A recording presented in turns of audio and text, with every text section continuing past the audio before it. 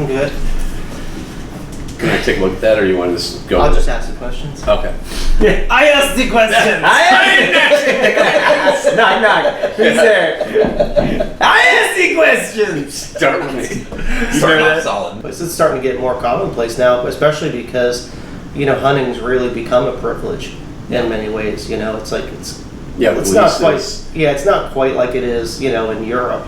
But the trajectory's heading in that direction. Yeah. You've struck the king's deer. Off with his head. At least we have a lot of public land and stuff still, Yeah, so true. that's it does open up that opportunity. But that's one of those things too that people will comment on a lot of my videos too, and then they'll ask question mark, is this public land? Then it could just be private land down at Vastins, or I know some of my old videos are public land. Mm-hmm.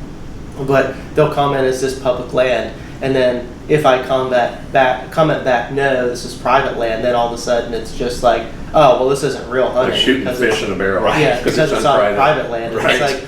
It's like, so where does somebody draw the line? It's a 3,000 acre barrel though. So it's like, it's not exactly straight down. Well, just like in that first bison hunt, the first one in Florida, Yeah. how long did it take us to find them? Even like 2.5 hours? Yeah. Just to even find the bison. Yeah, just to find them. Yeah. And Let then, alone and start the hunt. and the one, the last one that Joe wasn't here for, but the one that Tristan speared, we looked for that for it's like 2 days after we. Well, and then you found it, and then the displacement alone took hours once they displaced, Right. and then had to find them again, right? Because they were so sketchy. And the more you mess with them too, the worse off they get way spookier. Yeah. So it's not like they're just like, everybody's like, oh, it's just a petting zoo, fluffy cow at a petting zoo. It's like, and the more you mess with these things, the spookier they get. They get to running real fast, so it turns into you're very much hunting at that point. Oh yeah. Which, I mean, I get it. If a guy goes to a high fence place and he doesn't have boots on the ground running around, and he's sitting in a buggy, or he's been taken up and put into a shooting house or something, and then you're just seeing all these different species of animals that'll come into a feeder, well, then it's going to give that idea. Or they're so acclimatized to the vehicle that you can drive the vehicle right up to them, and they're like, well, this isn't hard at all. But if you get on the ground with them, Yeah, but then you start hunting them. Well, that's the problem though. It's like even like when we went out to the ranch for the first time and we pitched our narrative of how we wanted to hunt, they looked at us like we were absolutely nuts. Right. Because when people equate high fence hunting to exactly what you just said. So to get people's mindset, they're preconditioned to think, oh, you're in high fence, you run a buggy, they drove you right up to the animal, blah, blah, blah, blah, blah, blah, blah. They don't understand that, like, we had to sit down, or you had to sit down with the owner and say, look, I'm accepting the liability, I'm having people sign waivers, we are boots on the ground, like, running through the palmettos, like, we are absolving you from liability. Right. We are on the ground with the animals. Yeah.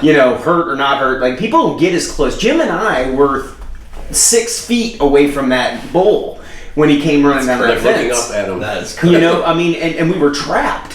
So that could have gone really, really bad for us. Yeah. But again, that was the risk versus reward that we were willing to take to be part of that hunt. But people don't put that together. Right. That never.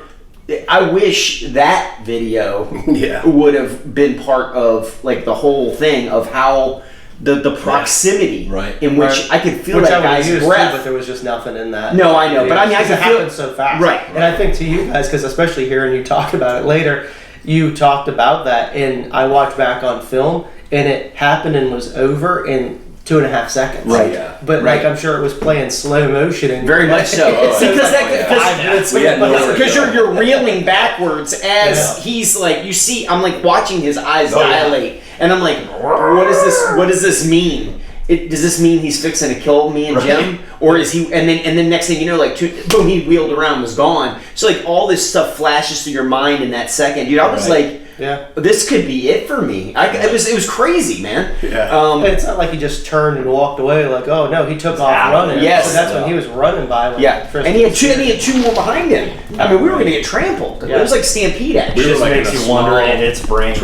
Narrow trail. Yeah. Is it like it went go that way? Or equating you with what's happening? You always try to think like, is that animal putting the pieces together, or is it just like oh shit, and it's out. But I don't think people right. understand that that's what we're trying to communicate. Right. Is the animal is putting things together as well. Oh, yeah. We are boots on the ground. Yep. This is a true hunt where the animal is getting votes Yeah. based on the conditions that we are setting do, before the yeah. animal, as opposed to the animal wandering out. It's eating off of a feeder. It's being shot in a more docile, more like unsuspecting situation. Whereas us, we're building a plan to, and then we're setting conditions that we're watching the animal actually just like in a real. It's a real hunt. I mean, the animal's getting a vote. He gets to vote whether or not he wants to come this way. He gets to vote whether or not he wants to get sketchy. And we have to react. We use the landscape Yes. on the first one with Mike. Yeah. Remember, he's like, well, they're going to be close to this swampy stuff. Yes. And the only place you're going to get close enough for an ambush style shot Yeah. is, put Putting Ryan people here, there, and yes. then we have to just like walk them Yeah. and pray that they funnel through where we want them to. Which was perfect. But again, Right. you have to put together a plan. Yeah. And I don't think that's what I want to communicate. That's why Bison hunt. Well, here's one of the big deals with it then. But then people still say yes, but it's still in a pen or it's in a cage, as if it's like a small, like Sure, an arena, right. which isn't Right. the case. I mean, you're talking Like a some, rodeo. Some places are hundreds of acres, some places Yeah. are thousands of acres. Where we did the very first bison hunt, it was almost completely open, the whole thing, and it was 3 square miles. Place was Wow, huge. dude. Wow. So That's it's like insane. it was when you were Right. watching them run, you could watch them run up and over a mountain. Right. It's like it was that big. and there was snow on the ground. Yep. And it was cold. You factor in all. I mean, that's real hunt. I just hate that. But that's going to be the preconceived notion. Well, it's not. I mean, if we could go hunt bison outside of a fence, if we could go to Yellowstone and go Right, hunt them, or right. go anywhere and go hunt with an antler, well, we would be the first ones to sign up to Doing it, do it. right. Yeah, it's the only reason that we do it there is because we have to. Right. And then, I mean, at this point, then you start building a rapport with a place, and they know what to expect when you Right. come. This way, you're not getting micromanaged either. But that's been the result, or the reaction every time that I've gone anywhere, which I guess really is only just the 2 places. But, at least where we go now, they know what we're up to. They're pretty good with it. They give us a long leash. When we went and did the very first bison hunt, you guys weren't there, but showed up, and originally, right off the bat, they were like, this isn't going to happen. You're not going to be able to do it. Now the guy on the phone, he's like, well, of course, you can just, this should be easy for you. And then you get all the way to Missouri, and it's like, well, I expected a hunt. I didn't expect to just be able to walk up to it, but then you realize how tough it is. And the guides are like, yeah, that's not going to happen. Right. And so it When they turns start, into and they start looking at your gear too. Yeah. Because on the phone is one thing, but Right. then when they start looking at your gear, and they're just like, Yeah. remember when those guys? the one drove- guy was real cynical. He was Yeah. like, oh, you'll have it shot with a rifle tomorrow. He's like, yeah. He's like, when's your last day tomorrow? Or the next day or whatever it was. He goes, you'll have a shot with a rifle by then. He goes, whenever you're ready, well, I'll have a rifle here for you. And I'm like, all right. And I was vote like, of confidence. yeah. So I was like, man, I don't really want to run that guy. No. No, I mean that definitely weighs on your psyche, but those are he's the norm. He's not the Right. exception, right? That's the norm.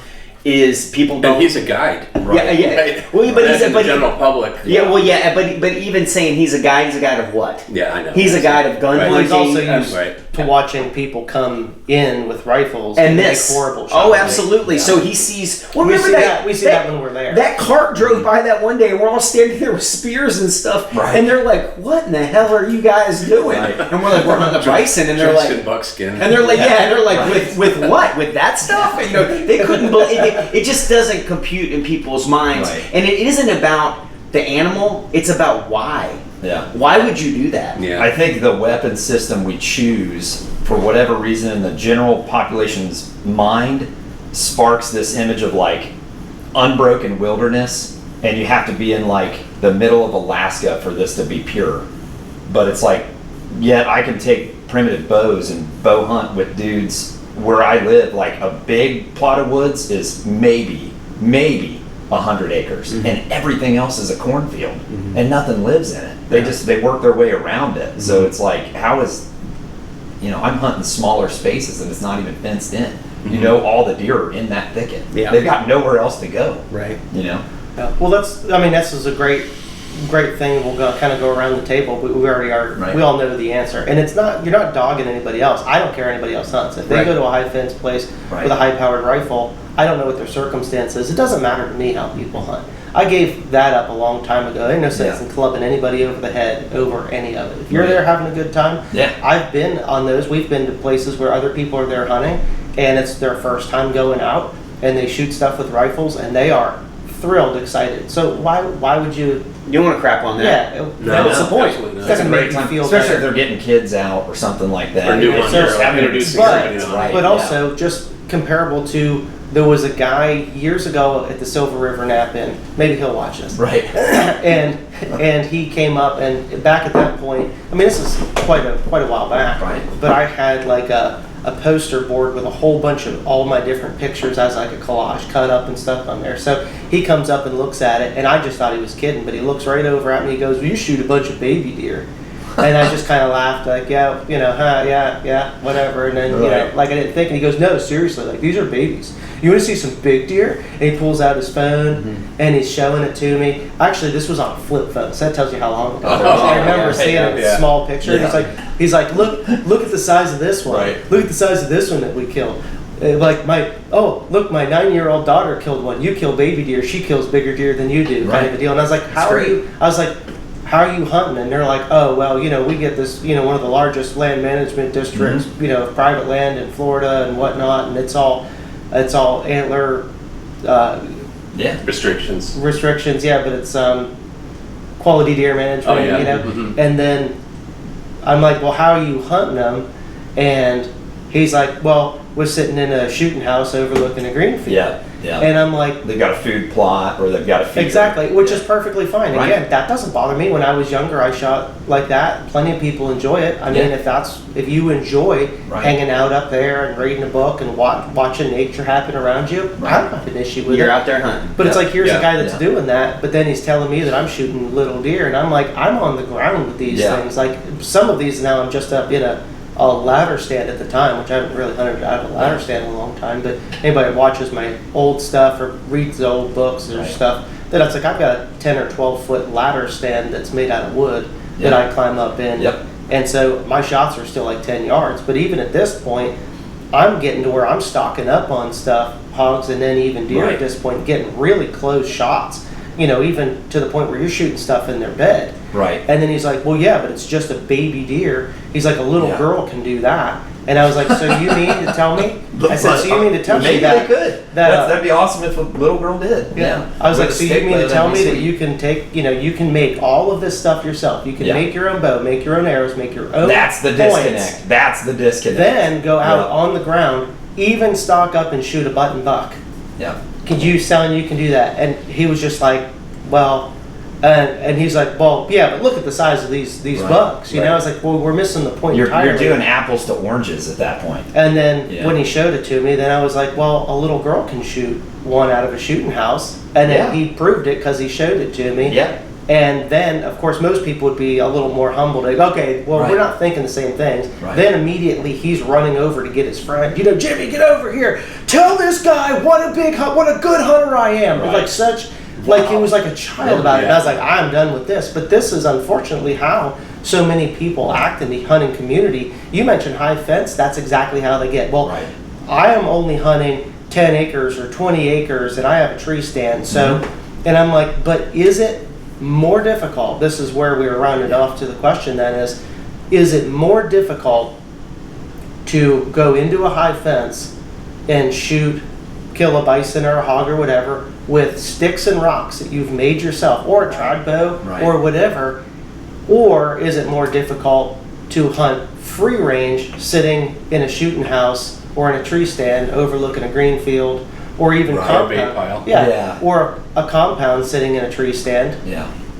Is that just hunting free range deer that come by, which is It's- a more difficult yeah. challenge? So realistically, your fair chase, Right. there's more fair chase in hunting with sticks and rocks in a Right. high fence even than there is. But even you can't even ask that question Right. because that question is two different questions. Because the one question with sticks and rocks no matter where the location is, whether it's high fence or fair chase, out in the woods like you traditionally hunt at Baston's, or because Baston's isn't high fence, obviously, Right. but it's like that question is about hunting.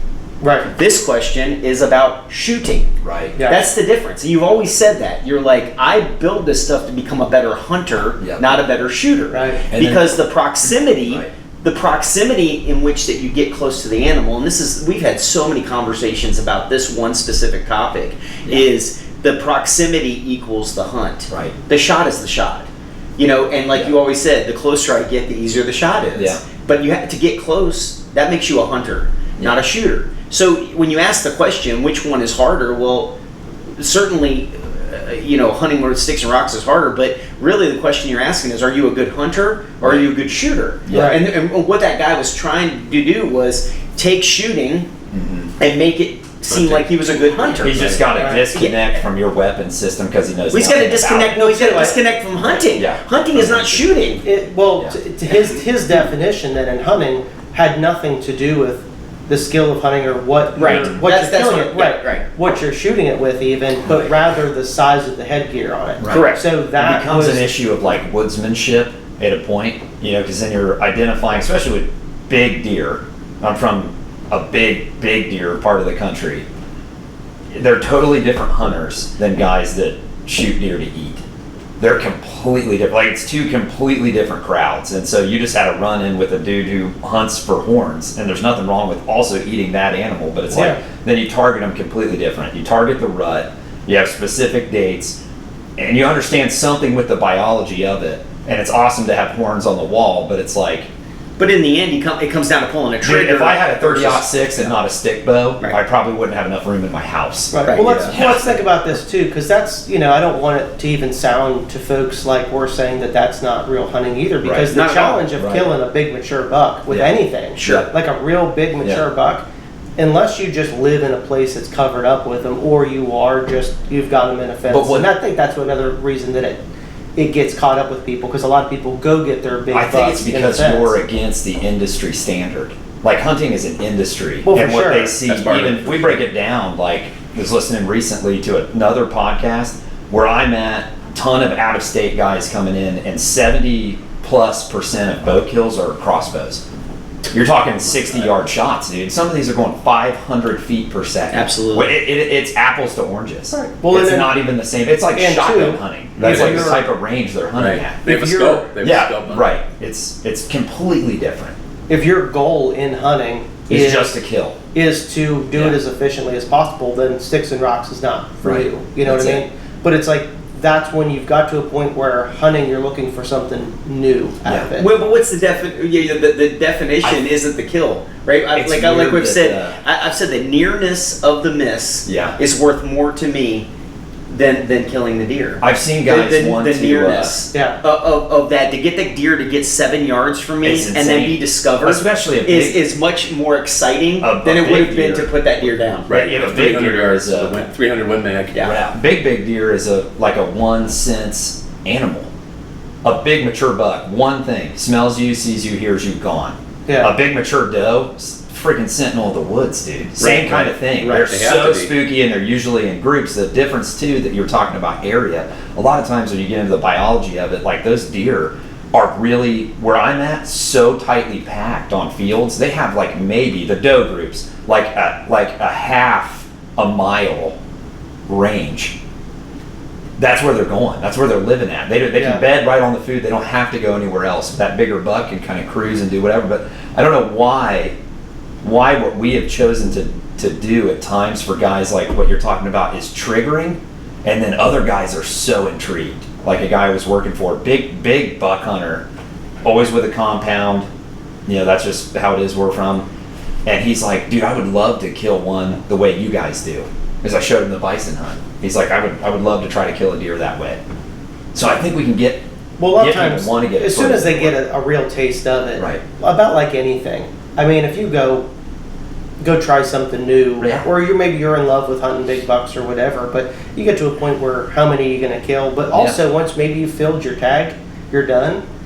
then it would open up an opportunity then to say, well, maybe I'll go somewhere and hunt with an Antler, or learn to hunt with sticks and rocks. Maybe just try to fill a doe tag. Even with just build a self bow. Yeah, just as soon as they start, then people are like, oh wow, I didn't realize what I was missing. How fun this is, and that's usually what it is.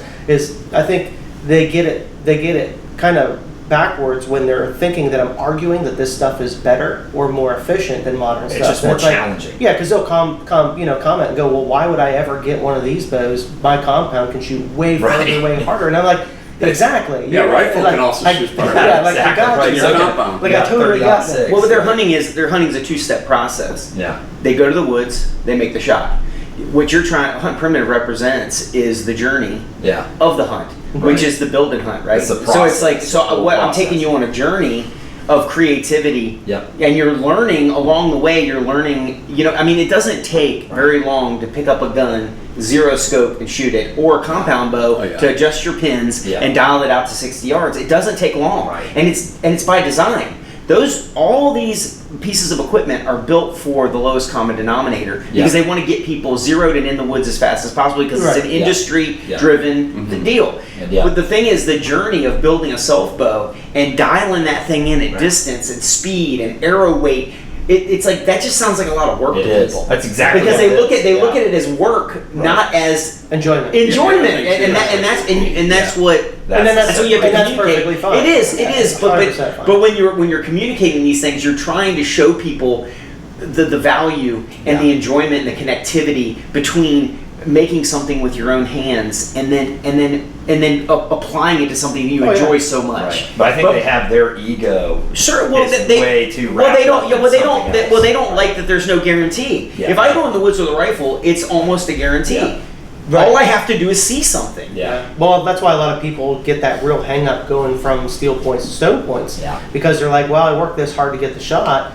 If the steel point's going to give me even a little bit more opportunity to cut something that, just that little extra benefit, they're not willing to let go of the steel in favor for the stone because they're terrified that they're going to shoot it and all their time is going to be lost. Right. It's kind of like a ladder. It's like a ladder. Like, how hard do you want this to be, and how much risk and then take responsibility do you want to take on? And some dudes just get real comfortable right there. Well, I'm going to slay. Because too, they look at their lives and they say, how much time can I carve away for this success? And there's nothing wrong with it. Some people just don't have the kind of time. So they few weekends. That's right. They only have a few, and maybe they're paying high dollar to hunt at a club. Yeah. And they know that the shots generally at the club are 250 yards. They're not going to get something at 7 yards. They may pay to hunt someplace too. Yes. Shoot it and lose it. Still have to pay for it. And they don't get to do it. Exactly. Now you're out $5,000 They need on this elk hunt. That's right. They need guarantees, man. And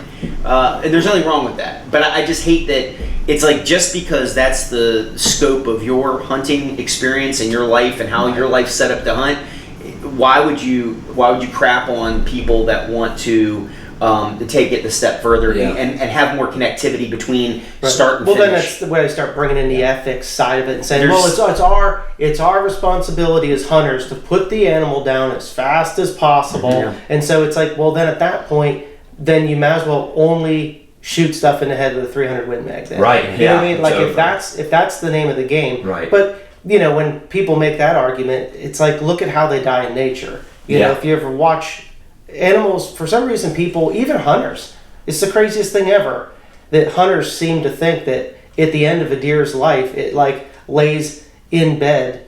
Goes to sleep. Yeah, and it's surrounded by its friends and family. And it's like, no, it does die alone. Well, no, it doesn't die alone. It dies. The wolf or the kite. Yeah, exactly. Yeah. Torn apart. Right. Nothing's crueler than nature. Yeah. What we do is you shoot an arrow through the two lungs of a deer or heart, whatever. That's the most the kindest, gentlest death that animal has a chance of ever had. Yeah, certainly. Really. Oh yeah. And I get so tired of like the ethics conversation and defending. Yeah. And when people say ethical, and I'm like, look, man, hunting is premeditated murder.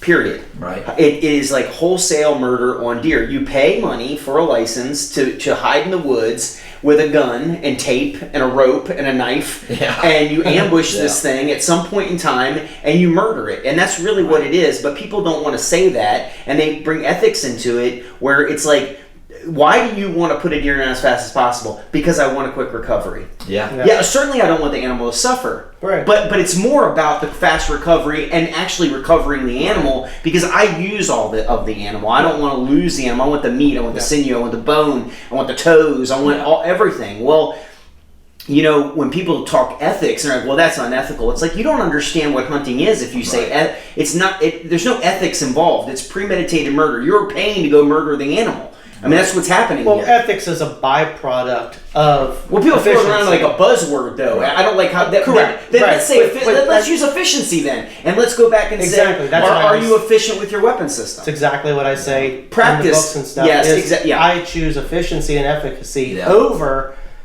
ethics. Yes. Ethics is a byproduct. That happens by being efficient. By being the best you can be with the weapon system you take to the woods. How many guys did you know go to the woods with a marginal 0? Or they're shooting just 10, 15 yards outside of that pin. Right. You know, kind of guessing where that arrow is going to go. You can't get away with that level of negligence with an Antler or with a primitive bow. You can't get away with it, man, because it's about the hunt, not about the shot. So, you know, that I think that people that hunt with weapons they make are more ethical, right?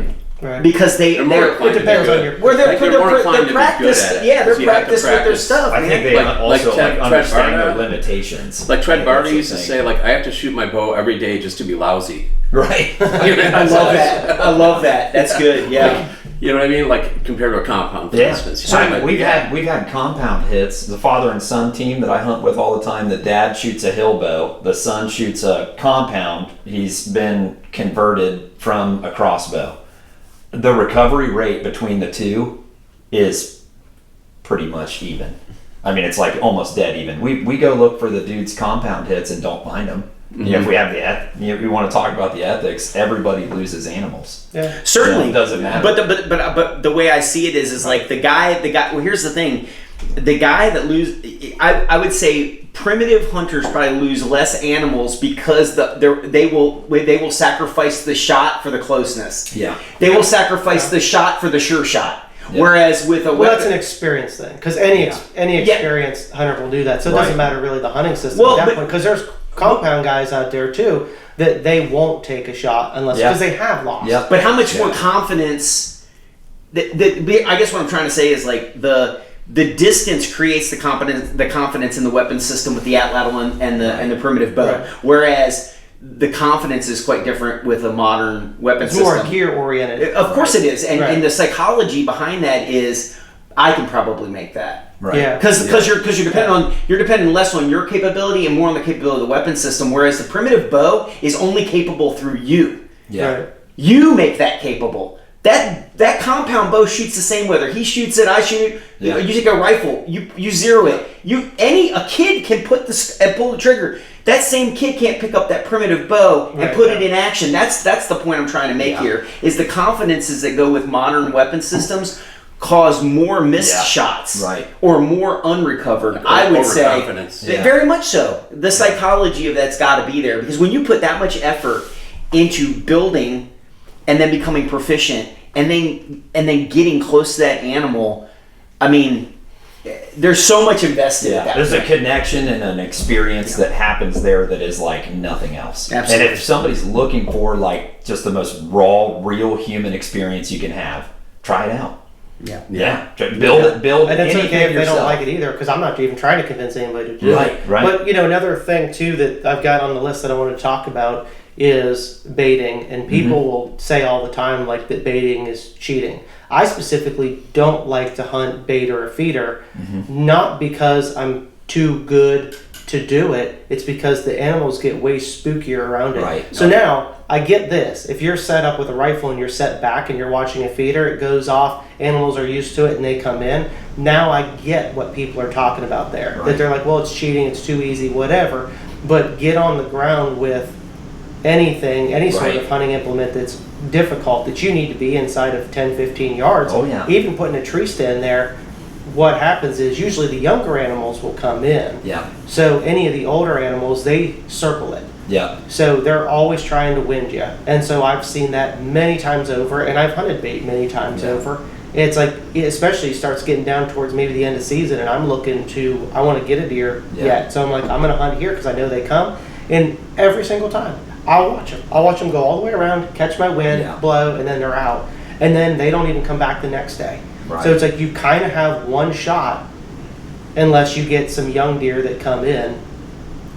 Which is fine, and I don't mind shooting young deer. Or like we've talked about before when we were down at Okefenokee, and you hunt the approach. That's absolutely you gotta hunt the approach. You gotta set. You're not directly on it. You set up on the wind, and then set up on the approach, and then at that point you're just hunting a trail and a food source. Absolutely. Right. Yes, you're creating a food source in an area that's absent of food sources, because sometimes you get the shit place, right? You don't get a cornfield, you don't get clover, you got a swamp.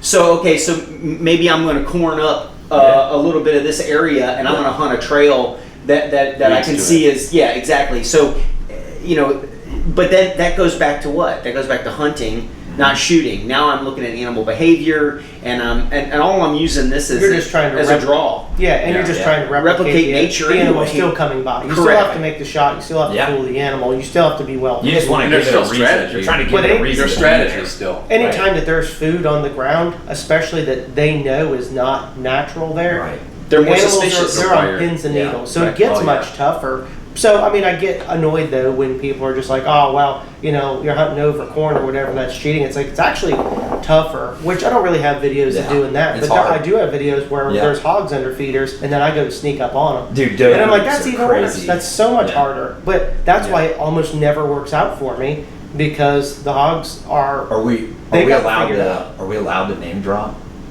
I don't know. Corey Hawk was talking about that. Oh, I don't know. Go ahead. Well, he was talking about sometimes, I run into this when you're talking about food sources too. He's like, sometimes it's hard to hunt an area with a lot of deer. It's harder to hunt an area that has that many deer, because exactly like you said, you pull in doe groups and you pull in whatever, and the little ones are sitting there and you're thinking, I don't specifically know that he was hunting over bait. If he hears this, comment, say something about it. I don't know. But the does will just hang out. And dude, even in a ladder stand, they'll go. Yeah. And they're looking right at you. And the little ones are like, munch. You can't draw. And well, yeah, so many eyes. She's going to blow and go back. And the little ones are going to be like, what's happening? And then that's your chance. Just shoot the little one. Yeah. And even then, you've done something phenomenal if you get a kill. Yeah, so bow hunting over bait in general is just... It's just more difficult. I would say it has historic context as well over corn. It has to. Yeah. Anything that's left over, it's got bugs in it. If you've got a surplus in a crop, then of course that's going to get put out. Or you're simply just hunting the edges of your garden. They have those platforms. So of course they were that they call drying racks. And I'm like, bro, they're hunting out of those. Yeah. At the edge of cornfields. Native Americans built raised structures up, and I'm like, bro, they're shooting stuff. They had pictures of kids up there with like little bows and stuff. Yeah. I'm like, they're shooting everything that came in to eat their food. And I'm glad you brought that up, because it's like, I think the bait question goes back to, I think Ted Nugent actually said on one of his kind of thing, podcasts about hunting over bait. Somebody was beating people about hunting over bait. When he said, early in my son's life, I put bait out, and we would just sit in the tree stand early season, and it was so my son could see the animal. Right. He could understand animal behavior, watch the animal come in on the bait, watch its movements. We weren't even hunting. We were watching, observing animal behavior. Because and Ted Nugent actually made a comment about, like, he said, take a kid fishing and don't put a worm on the hook, and see how much time he wants to spend in the boat. It's like, so you put the bait out there to entice, to show kids. It's like go to the zoo. You even take kids to the zoo, and the animal won't come out. Right. And it's like, this is the lion cage. It's like, where's the goddamn lion? It's like you're standing there for like an hour. It's like, where's the lion? And the lion's in there asleep. It's like hot. You don't want to come out. It's like you're choosing to influence. Yes. Right. So like you're going to define. Bait is a tool. All you're doing is defining a line of movement. That's it. You're giving it a reason to be there. And I mean, they brought out the goat in Jurassic Park. Yes. We saw that one. Right. And I'm like, but then it comes to like where we're at, like what is too far? Like, I keep name dropping my buddy John, but that's who I hunt with all the time. He called me. He's like, don't you ever put freaking sugar beets out again, you idiot. I'm like, what is your problem? He's like, dude, you walked right up to the bait pile we're hunting. We dumped corn a week ago, and you walked out and put sugar beet all over it. I said, and? Dude, he shot a freaking deer that night. I'm like, you're welcome. Yeah. We had the conversation. He'll laugh when he watches this. I'm like, remember when you told me that was a dumb idea? I was like, dude, I had 3 come in that morning, like 20 minutes after I dumped it in the dark. I'm like, you're using a level of woodsmanship to define movement. You can feel better about it and plan a food plot. You can go the fast route and dump corn. You can you can do whatever you want. You can dump apples and say, okay, this is the source I want to go into. Where we're running into the backlash now is, and I don't know if that's coming up later, but it's like CWD and all that stuff. Guys are like, you can't put bait piles out. I don't know if we're going there today. We don't need to, but Right. I mean, you brought it up. Well, That's you're another gonna put stuff conversation. out. It's not HuntPrimitive wheelhouse. Right. I mean, Yeah, it's not. we're just basically covering the We're probably going to get comments stigma about that. Yeah. stigma of bait and high fence. But then, I mean, at this point, I wanted to move on anyway, Yeah. and also, go back to why hunt bison. So I still get those comments all the time. Be like, why are you doing this? Is it illegal? Be like, no, obviously they're not just free ranging, and people are like, well, they're endangered now. It's like they've actually come back. There's like 500,000 around at this point, and the places that hold the highest populations are high fence ranches. Yeah. They're bred for hunting and for meat. And so they're actually contributing to help continue to make sure that the species does survive. Yeah. And then of course you got places like reservations or Yellowstone. Yeah. And Recreational, there are a couple free ranging herds, and people say, well, go hunt one of those, and it's like, well, I'm not allowed to with an atlatl. Right. Yeah. So If we were, guess where we would be? Yeah. Yeah. There. Yeah. We have to implement If we were able these, to. these weapon systems in the confines of the law. Right, which but also- is a whole other hurdle. And we Like, covered that, but it's like, Yeah. why hunt? People really, I think, want to know why hunt a bison. And Well, it's- there's a couple great reasons for that. One is it is a phenomenal test of your weapon system. Yeah, So yeah. I was just about to say. let's put a pin in that one. Yep. Okay. Then the next is, if we look at what early people hunted, which is what we are specifically always trying to replicate, is people relied heavily on bison. Why? Because there's a lot more Resources. meat, Oh, and yeah. at the end of the day, they are much easier to get up on Yeah. and get shots on than a deer. Yeah. So they weren't hunting, early people weren't hunting for the sport and the enjoyment of it. They were hunting for food. So For survival. if you're trying to replicate or do an experimental archaeology project or anything, you have to focus on what they were hunting and why. Right. And so it would be silly then to say, well, they're too easy to get up on, which bison are easier to get up on than a deer, without Right. a doubt. But again, Right. that is why they were targeted. But it is also, it's a lot of fun for anybody Oh, yeah. that wants into it, especially when you get a group of guys and you can push stuff around. Oh, It yeah. can get a little too crazy at times. Like, Yes. we can get too ambitious, but it's like, it is a lot of fun, It's awesome. but it's tough on your gear. And a bison's not the toughest thing out Right. there, but it's readily available and tough. Yeah. And it'll find faults in your gear really fast. Right. I mean, just deer hunting alone. Joe will tell you this one Yeah. too. If you make some poor equipment, you'll bounce arrows off of deer. Done it. So Yeah. once you've got to a point where you're killing, I mean, I've bounced arrows off of deer when I was Yeah. getting started. You Yeah. have too. Like, Oh, yeah. shoot them and they bounce back Right like back a at you. like Yes. a trampoline. Yeah. And get just a little bit of penetration. So you're gonna learn, and once you get your gear really dialed in, great opportunity for the book plug for the Secrets and Science of Primitive Yeah. Archery. It teaches all of this stuff, how to not screw it up, basically. Once you've got it figured out, maybe on deer or hog-sized animals, and you're looking for true efficiency, go shoot a bison. Right. Because you're going to figure out real fast, and I've watched this Oh, now yeah. with people that come in and say, well, I think that this is going to work. This is even hunts outside of what we've done. So I've been on other bison hunts that have not been filmed, or they've been for somebody else. I've come in basically to assist, give a little assistance, either help pushing around or gear helping, fixing some stuff before the hunt. And I've watched, other hunts happen where arrow penetration did not happen Yeah. for one reason or another. Yeah. And so it's like, that's another great reason to to hunt the bison. Yep. And so that's specifically, I guess, the reason why to hunt bison, replicating what early people did. And then also, this is because the bison's another one. We're talking about finding weak links in your gear. You hit a deer rib and you're going to go through it. Right. But it doesn't really matter what you hit, like an adult bull bison. Now, a younger one or a young cow or whatever, you can break a rib on one of those and go through. But an adult bull bison, we've all seen the ribs that come out of those. It's unreal. Just the hide. You can get through with something modern, right?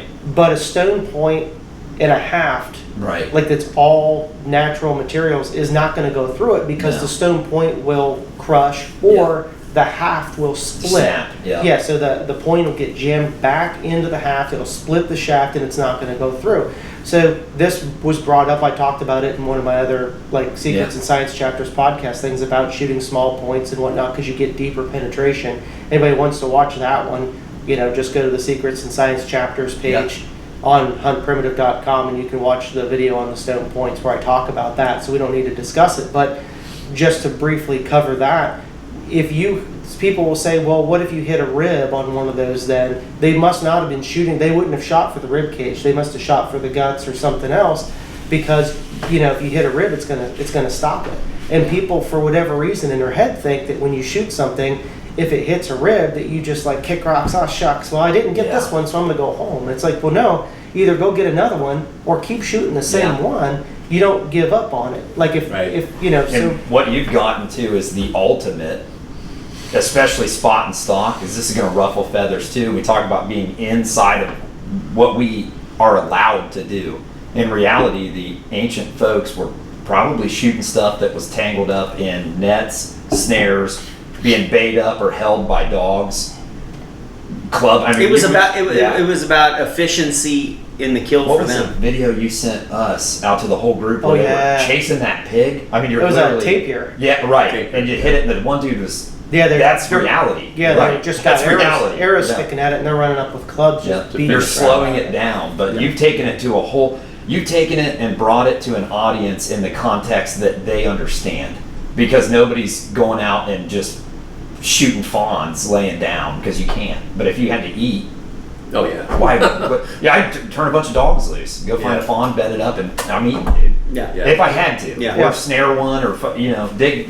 I'm sure they had extremely creative ways that knowledge is lost. In those times, everything was game, everything was food. So the bird, like a robin or a cattle egret or whatever, it was all food. A frog, everything that they could eat, they could consume. The easiest thing to kill, it was all fair game, right? I mean, I just think it's phenomenal that you've mastered. They weren't just hunting this or just hunting this because it's like bison season. No, it's just anything they come upon, they try to kill and eat. It's like it's food. Yeah. What do you have left to prove when you proved it to me in the first bison hunt, where it was this group right here, and we went out and I said off camera, I'm like, a 430 grain arrow is not going to get this done, and you're like, just watch, dude.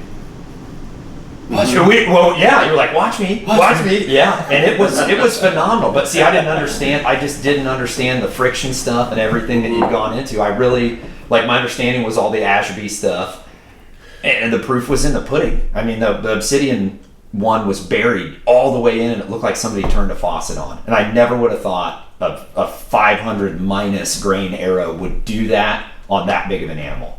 And you've dialed in a system, man, that's in the book. And if people want to get into it, you just need to dig and know that this is really where it's happening. Yeah. They can speculate all they want, but we're doing it. Well, then also people will be like, well, then why keep going and doing it? Well, every time that you do it, you learn something new. Like we even learned on the last one that actually the kill zone on a bison is further back. Yeah. So, and then I was able to go back and rewatch even my very first bison spear hunt where I hit the one in the heart, where it looks like it's a little further back than where the heart should be, because their vitals are actually further back than, say, like a deer's. Right. So even one of those shots that I made with the bow and the hunt that you were just talking about, that I was like, that's a hard shot. I was like, game over. And then it's like it wasn't, and it was still up. Right. And I was like, how is that thing still up? It was actually in front of the heart. Yeah. Well, then also kind of in no man's land. Then we saw there on Tristan where he hit it back a little bit, like kind of at the last rib, angled up a little bit. Well, that's I think even written in text places where it's saying that the natives were shooting them at the last rib, just angling in, as if it was all they were trying to do was cut the diaphragm. Well, actually, just the lungs are right there. So you hit them there. That's actually the ideal spot to hit them. But see, we wouldn't have learned that had we not, because then it's all just speculation. Well, it's one thing to read it. It's another thing to actually witness it. Witness it. So now we've hit them in all different places. But then we got to hit Gen Pop, because Gen Pop thinks you shoot them and they fall down like Dances with Wolves. That's right. I'm serious. Oh, I know that we're gonna laugh, but like that's when you're just talking to the average man. They get X's in their They're eyes. like, "Why is this thing standing up for half an hour?" I'm like, "Dude, because it has buckets of blood." Yeah. Buckets of blood. Well, also it's like those shots really weren't where they were supposed to be. Even on the Atlatl hunt where it was coming around the palmettos, it's like you made what looked like a perfect heart shot to hit there, and again it was just this far in front of the heart. In front of the heart. Yeah. Had it been back just a little bit, there would have been really no chasing after that. It would have ran over there wherever it stopped, and then it would have piled up. Yeah. But it's like, so we learned quite a bit throughout this whole project, which then goes to help other people. Yeah. So even when we have kind of a shit show, we have things to share with other people. So that's, people either love that Clovis video or they hate it. Mm-hmm. I've had so many people just being like, I love seeing this because you guys are really just figuring it out. Right. Yeah. This is something that's not seen. And I even, we talk about in there that it's not this was not the most efficient hunt we've ever done, but we worked as a team, and we're going to segue into something here in a second, but we worked as a team to make this happen, and we figured it out. And then other people are like, I lost all respect for you. This is not ethical. This is torture, blah, blah. And it's like that disconnect we talked about earlier, and it's like, that's fine. Yeah. But that's why a podcast like this is important to talk about stuff. Yeah. But if somebody's got it in their head that they hate you anyway, it doesn't matter what you say. Well, I just hate that that's referred to as, say, a shit show. Right. Because it wasn't. No. It was a hunt, is what it was. Well, and it developed into what it was. I mean, so we were learning as we were going, and we were testing equipment, and we were doing these things. So strategy. Yeah, so when we refer to it that, we almost like crap on like our efforts. Right. But it just turned out the way it turned out, man. I've never seen a comment. I'm gonna ruffle feathers, dude. Here it comes in the comments section. Have you ever heard somebody comment that about a single episode of Alone?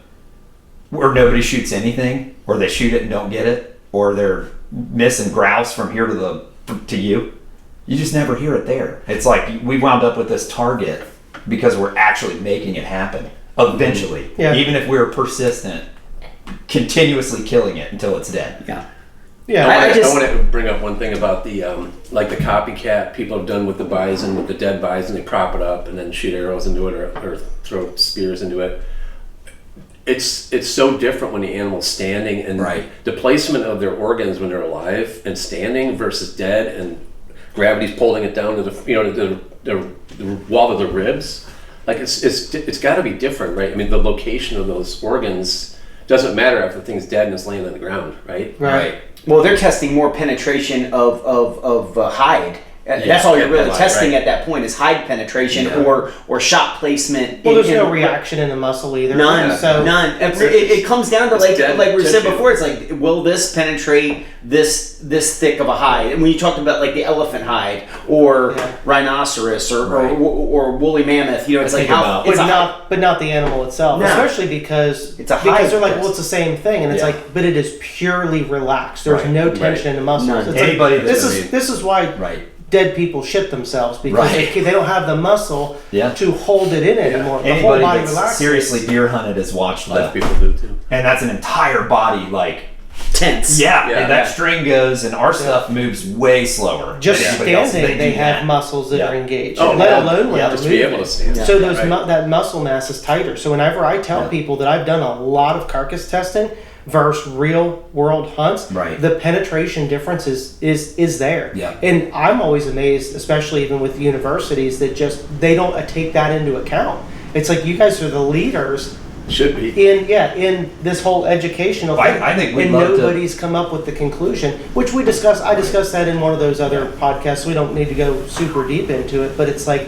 they're not allowed to do it. Right. So they're held back by the constraints of. But then I think that they should be approaching us, and we should all play ball. Well, I think so too, Right. and like I covered it in there. Some universities do, and some are just like, absolutely not. We can't be a part of any of this. This is wrong. And it's like, well, then why study it at all? Yeah. You brought it up. Yeah. because in theory they don't have to breach the ethical envelope, if you will, right? So it's like they in theory can talk about it all day long, and they're not going to receive any negative.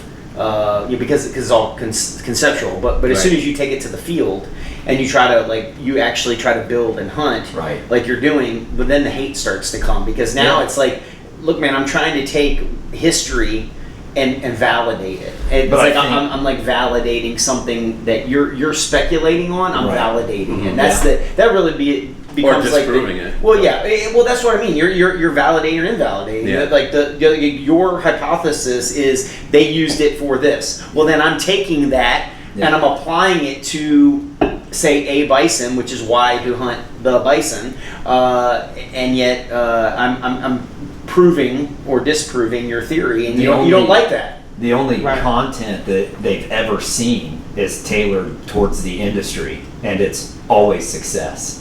And it's like, come on, dude. When you watch the hunting shows and stuff on TV, you're like, it doesn't always go like that. It doesn't always go like that with guys that are seasoned veterans. Right. You have shots that come in high. You have Well, they're still showing you their best shot, because they're promoting 17 different pieces of equipment on the show, from the boots to the gun to the hat to the tree stand to the scent lock to the bait to the there's like 17 products. Yeah. When you hunt primitive, what are you promoting? Right. The hunt. but then what we're flipping is especially with what you did with the Secrets and Science book, you're dissecting every single component that becomes the system. So we kind of do that too. You beat the string thing to death until you can. You beat the point thing to death until you can. You beat the arrow thing to death until you can. That's why we keep doing it.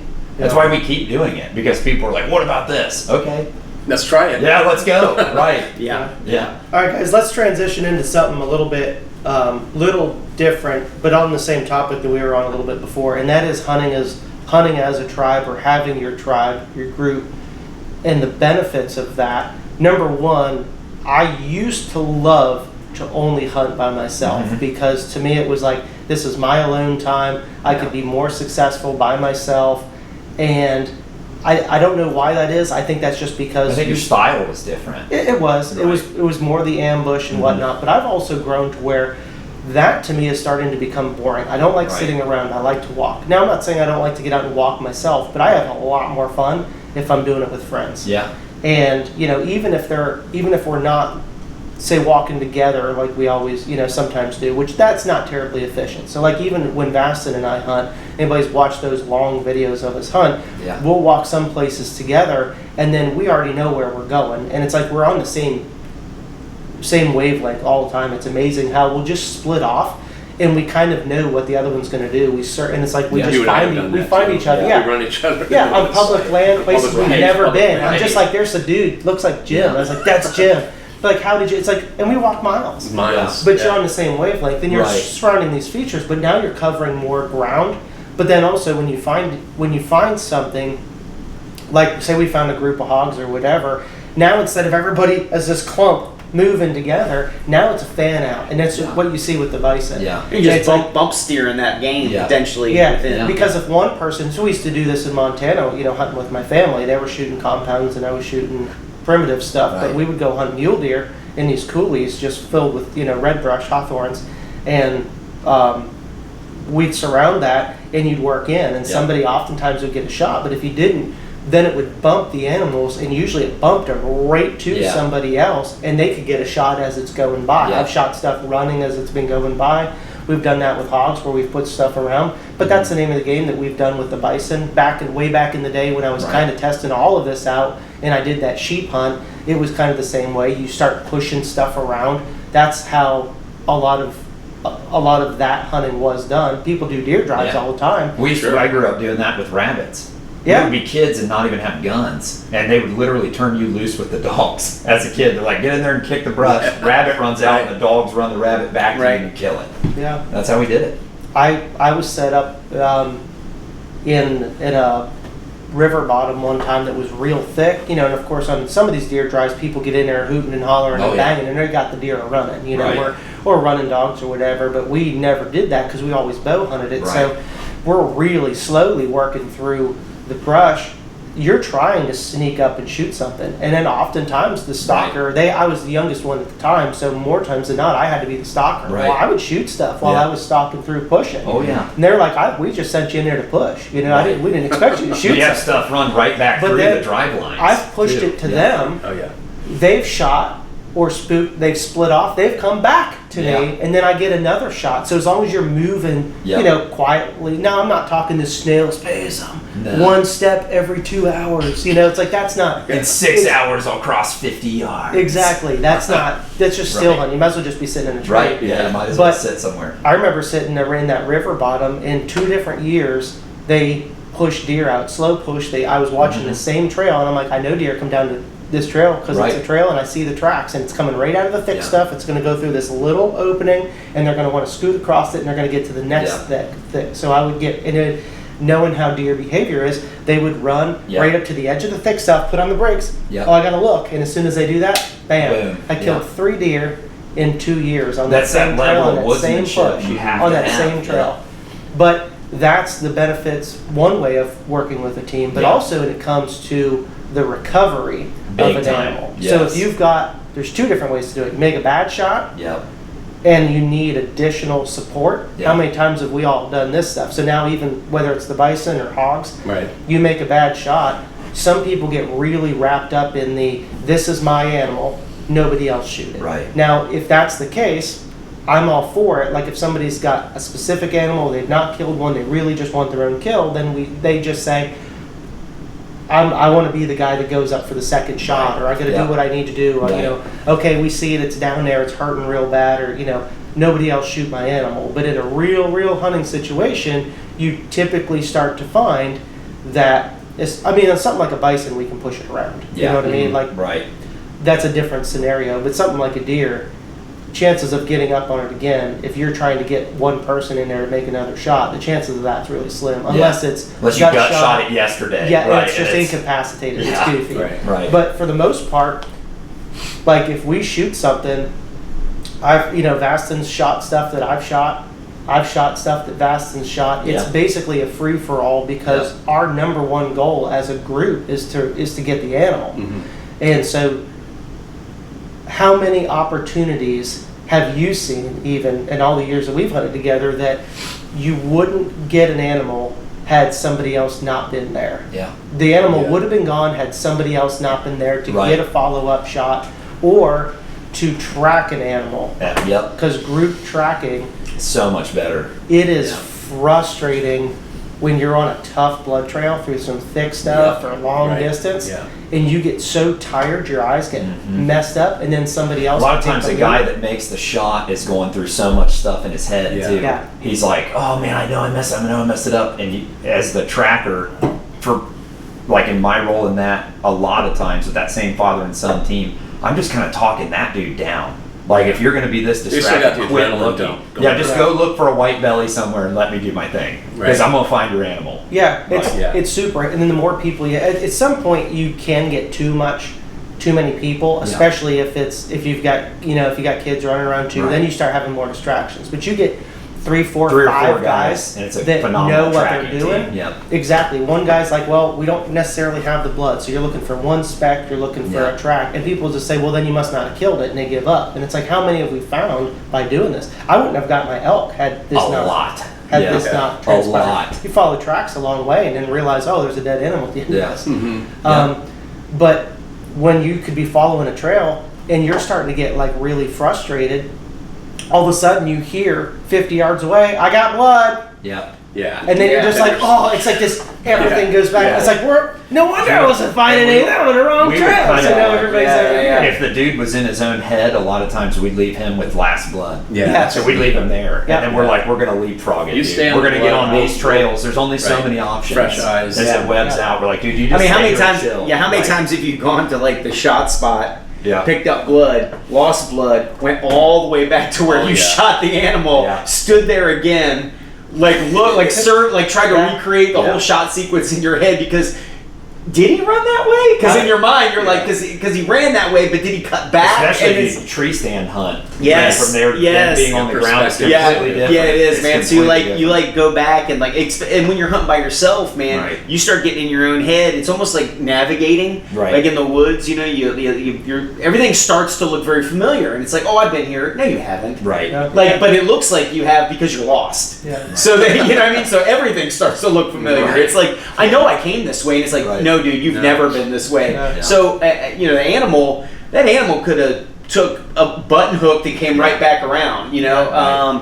So I mean, there's certain indicators, but having people out there. I mean, most of Especially in the the time I call somebody and I'm like, Right. hey man, come just walk with me. So we do Yeah. a lot of recovery in the dark. Yeah. Oh, of course. It's so much easier. 3 guys to 4 guys is the way. It's the way to do it. Yeah. On my elk absolutely. hunt, and I wish that I would have. I've always wanted to redo my elk video, and I just, you Yeah. know, it's one of those. It's hard to do it just because I've already done it, so nobody's going to really pay attention to Right. it anyway. But I wish I would have represented that better. It was.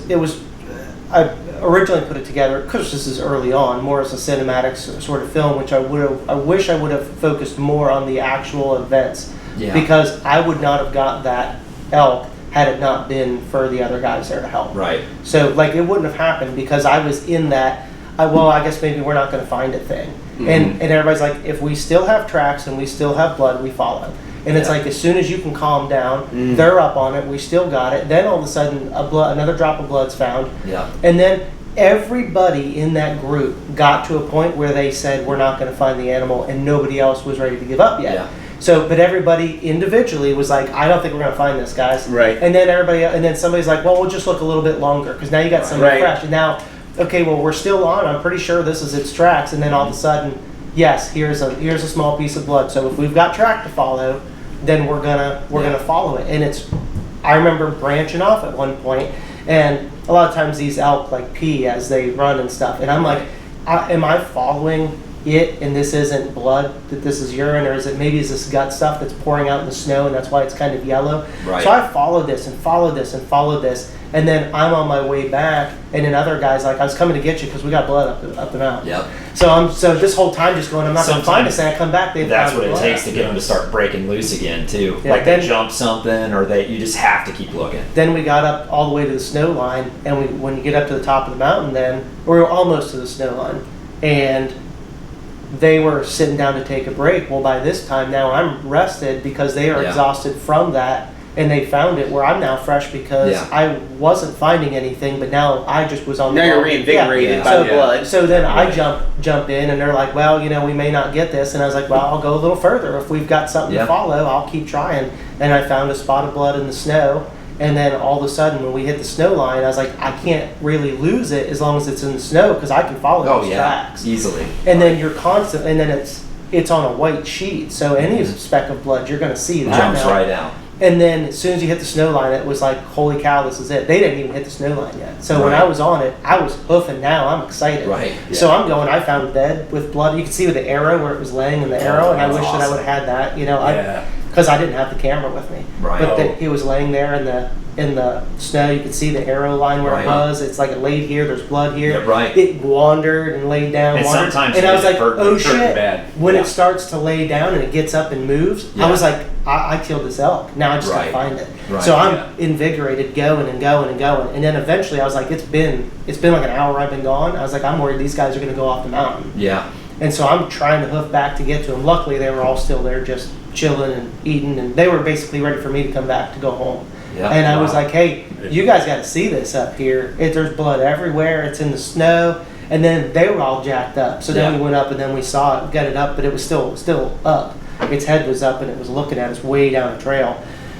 And that's coming back in. Well, the one guy, he went up top to get a better vantage, and he couldn't see that we could see the elk, and he ended up bumping it, ran into it. And I was Yeah. like, no, because if we'd have left it Yeah. there, it'd have been dead. Yeah. But it did us a favor. That's the because when issue he with the spooked it from up communication high, sometimes, he though. spooked it down. Right. Which also I was worried because once it gets out of the snow Out line, of the now we're snow troubled again, again. So if right. you leave it here, it'll stay. But Yeah. I mean, that was an accident that happened. Certainly wasn't intentional because everybody was like, we need to leave it right there. Right. It's in the snow. It's obviously hurt. We come back tomorrow, this thing's dead. That's it. Sure. Yeah. Well, he kept going. We were trying to get his attention and we couldn't, without yelling. Right. And he ended up knocking some logs over or something, and that elk looked up, saw him, stood up and tore down, and we're just like, oh. Didn't also realize that was the south side facing of the slope, so it was a lot more snow all the way to the bottom. But you could go to where it bailed off, and you just saw the skids of this elk skidding all the way down. I'm like, well, at least he's losing elevation. He's Yeah, right there. going downhill. Yep. And luckily towards the vehicle, because we'd come all the way around the mountain, so we were up over and it was like almost a huge circle. It was 1.25 miles as the crow flies that it went. Wow. Is how far it went, but that's up mountains, so that's distance plus elevation. But then we were able to go out around on another shale face and look in glass, and we saw it isolated up on a peak, just laying there still. And I said, okay, well, it's not going anywhere now. Yeah, leave it. Came back the next day, and it was dead. Awesome. And then recovered it. But I would have never ever recovered that animal had it not been for the group of people. Right. And that's not only just for the eyes, but for the, hey man, don't worry about it. We're gonna get it. You know what I mean? That alone, that confidence that somebody else can bring to things, like, hey man, I know you got it, man. I know you're capable. If you're sure you got it, I know you got it, and that's enough to keep you going for a little bit more. And then you see something, and then you get reinvigorated. So sometimes it's good to have that group there because everybody's got that same goal. Yeah, especially if there's somebody with less experience, and you're like, dude, what was your shot placement? They may not even know how critical that is. Like, dude, you think you hit it in the guts? You hit it way high? You think you double lunge? Like, where were you at? Well, where's your arrow at in relation to all this? And you have to talk them through, well, that means maybe we find it tomorrow. That means maybe we find it 50 yards right there. Maybe we don't push. Maybe we find last blood, mark it, and come back tomorrow. Well, I hit it, but where? That's kind of an advantage we have of our stuff being slower. I think instead of 500 feet per second cross, well, I hit it. Where'd you hit it? It's blew clear through it, dude. I don't know. Is there shit on the arrow? We can usually see it running away with the arrow. That's the stuff that we just know to look for now. Like, what color's the blood? Is there any fecal matter or stomach contents on the arrow? It's just it's a checklist that you break down, and a lot of that's just if you have 4 experienced guys, recovering animals, it's totally different. Both of you guys have really alluded to it, especially in that first bow hunt for bison that we did. Not my first outlaw one, but the bow hunt that you guys all came on. It's like I made that first shot, and it was a little higher and further back, which actually was in the lung. It just had only had hit one lung. Because it's so high, it's like leaning into it. It hit a rib and glanced in, so it took a lot of energy out. So it's like it went in, instead of going straight, it hit, glanced, and so it only hit one, lost a lot of energy in there. So it's running around with an arrow. Wasn't it just hacking it out? Like it was getting lung filling up, and we would find where it was coughing it. It was just but it was just keep going. It was just one. Whitetail doesn't do this. Yeah, and it was just one lung too. So that's kind of part of it. And they're like, well, a bison's lungs are connected. If you hit one, it's like sure, but it's still a long process. You know what I mean? Right. But also, it was the important part is to that where I'm just sitting here feeling like an idiot. Yeah. Over who cares? It's just these things happen. It's hunting, but you got guys that are here to help you, and now all of a sudden you're like, this just got more difficult, and you guys are just like, it's fine, we're gonna get it, we'll figure it out one way or another, like it'll all work out. And it's like was able to bring me down. We're just talking off the ledge, dude. Sometimes there's such an emotional experience with the shot. That's what we were alluding to earlier too. Like, dude, you're so wrapped up in it, you just had the rawest thing that you can do, and now we need you to pump the brakes and slow way down and find this thing. Well, it's like and not keep pushing it. It's nuts. When you're part of the problem, you can't be the solution. And that's really what it comes down to. So we were all outside of the problem set. The proposed problem set. The problem was when you're shot in, we're shot out. So it's like we're outside of that, and by being shot out, we're more vested in your psychology than the recovery. Because your psychology is the recovery. Because if you have to shoot again, we put you on the right. We want that guy on the right plane. You don't want to address that problem again. Because if you go for the next shot, and you're already in the dump. Mentally, it's just going to happens. Of course it does. But that's the good thing about surrounding yourself with people. Because you talk about you alluded to or you talk quite a bit about the elk hunt and the negativity that surrounded that hunt. Your gear, how you were hunting it. some of the things you're talking about from one of those gentlemen that was on the hunt with you that just really was kind of a naysayer, and that shit gets in your head. It does. And that was a big deal for you to go out there, and it was a production value type thing. You had a camera guy with you. You were testing out your equipment. It was fair chase, freaking public land elk hunt, and it was a gamble. Right. And it's like you really need people with you that are invested in that gamble. That are there to build you up, not to tear you down from Jump Street. I mean, like literally prior to the shot, you were being tore down to the point where it was like, it's like filling you full of indecisiveness and second guessing. I've been on so many hunts where, like we even said, going to like a guy, like a ranch for the bison hunt, where they're just telling you that you're not going to be able to do it. Right. I've run into people on public land how many times? They just look at you like you're just look at playing. What it's done for the George Washington rifle. But what you've given. What are you going to kill with that? I think that sometimes you don't have this full picture. What you've given all of us that choose this is something so huge and a confidence boost. Absolutely. Because we know the ancient man did it. And then you can, like your reel that you just did where it was just all kills. Mm-hmm. Dude, we can watch that and know, like, this is not impossible by any means, but you feel like it is. I had a situation, I would tell on myself, nobody ever shows that stuff. It was an opening day and I lost 2 deer in one day at 2 different sits. Tree stand, hit high, loined them, or hit top rib. Wasn't in there enough to spine it, and didn't get lungs, and got like no penetration. Made the same freaking shot twice in a row, and you get it in your head, especially if you are hunting with guys that hunt with compounds. A compound will blow right through that. Yeah, you'll get something. And I just had a dead stomp, and you get in that headspace, but you're like, dude, Ryan's literally written the book on this stuff, and now we get invited into this. That, like, you've graduated so far beyond the naysayer stuff, like you have nothing left to prove. But for all of the rest of us, especially years ago, that were like, I remember the snakewood bow video you did. I'm like, dude, this is doable. Yeah. Like, I flirted with this idea and I've heard of it being done, but like, this is totally doable. Yeah, like this is something you the can dogwood bow video, the ponytail, the ponytail Montana hunt video, man. Like all the way back. You know, I mean, I mean, so it's like. You're right that the confidence I go out now, I don't need somebody to tell me, because I've already been told. You've set the bar. Yeah. And if you try, it's possible, so that your confidence is already up there when you go out with the equipment. Yeah. But you still get the dudes that are like, well, what? Well, what? What? How many times that compilation video, I'm like, dude, it should have 75 million views on it. Because it's literally just smack. I'm like, this is, can you imagine, like 20 years ago, and we're all like, I remember that's about when I started with it, and it was just a crawl. And I'm like, I don't know of anybody that's doing this. Like, is this even possible? And that was just the self bow jump. Yeah. I still had steel points, and guys were like, you're never going to kill anything with a self bow, dude. When you get online, you look it up, they're like, you need to have at least 40 to 45 foot-pounds. That information's still out there to kill a deer with a metal point, with modern equipment. And I'm like, whoa. So then you start crunching that, and this is before the book. And I called you at one point, I'm like, bro, do you know that that's the information that's out there?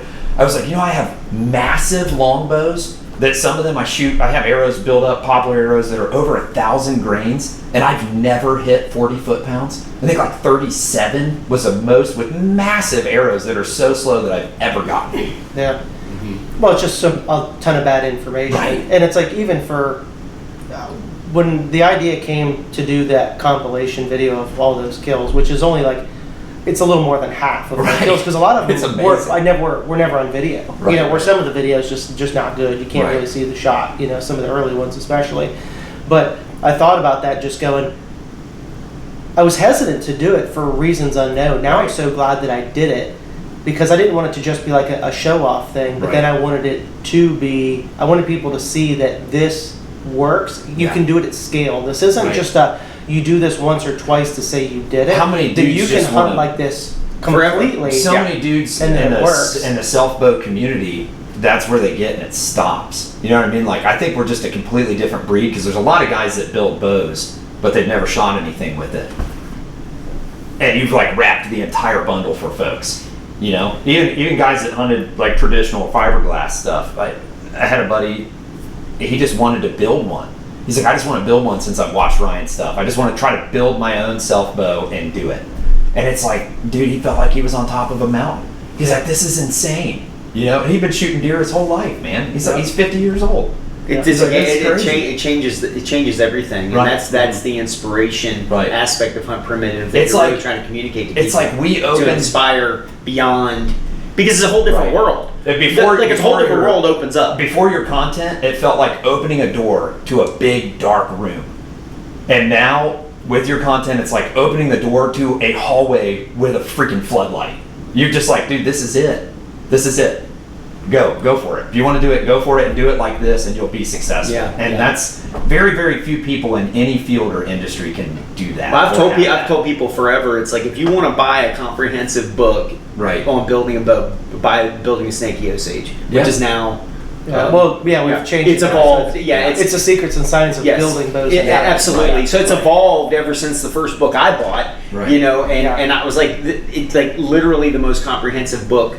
And it's completely transferable to any wood species you want.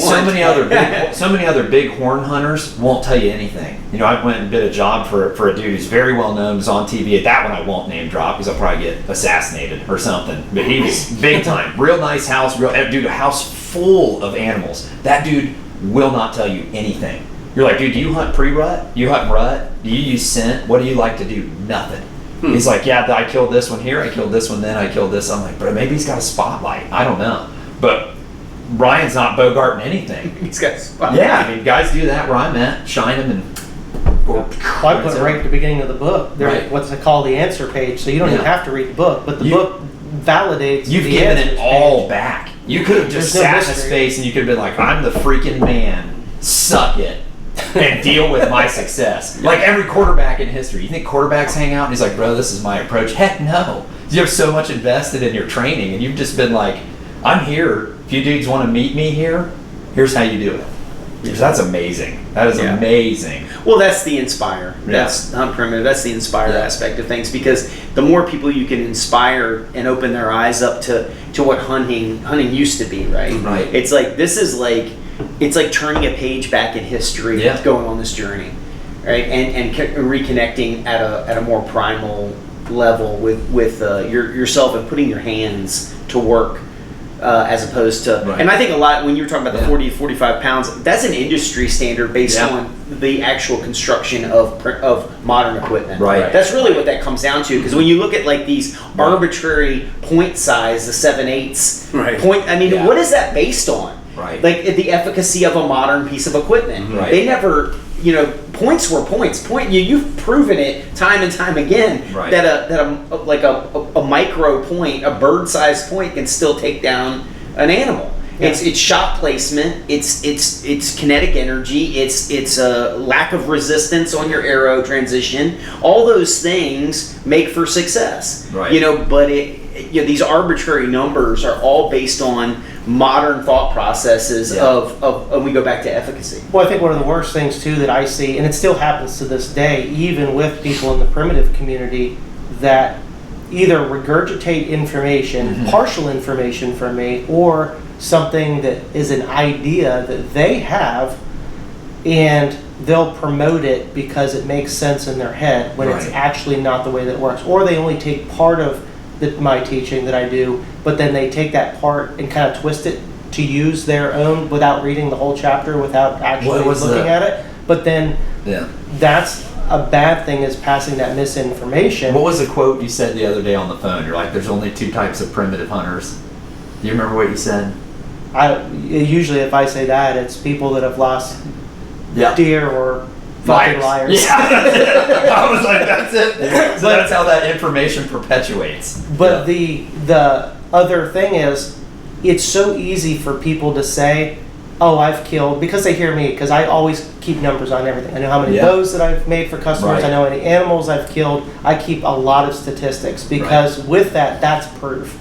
You know, so I know how many animals that I've killed, and so I'll post something. I'll be like, well, this is number 66 or whatever, and then. But now people are just like kind of following suit, but they're not keeping numbers. They just make up something along the way. Well, I've killed 47. I'd be like, well, you started like 3 years ago, so I mean, I guess you're killing 15 animals a year with this stuff. Meanwhile, there's no pictures on anything, but they'll show everybody else's picture. And then if they ask them, then they're like, well, I just don't believe, it's not, I don't believe in showing, disrespecting the animal by taking a picture. I'd be like, then why did you show 15 of Jimmy's deer? We always and why did you give us a number? Right, but then what they're doing is because they seek that attention and fame. That's all wrapped into social media. Is, that's what I wonder is how many older dudes, like a lot of the guys that I learned from initially 20 years ago, like who else is still operating outside of the fray